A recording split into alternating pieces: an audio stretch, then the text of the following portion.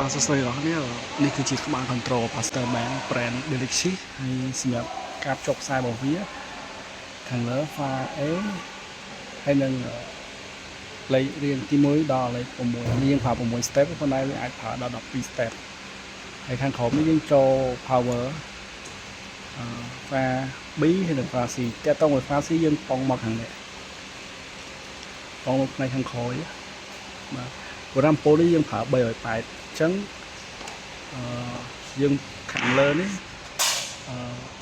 ប្រភេទ file ដែរទី1ទី2ដល់លេខ6ខាងក្រោម file មួយដែរយើងប្រើ file C អានេះ Galaxy brand 12 step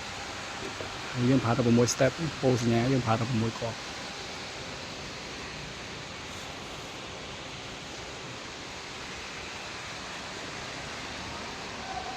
អូខេ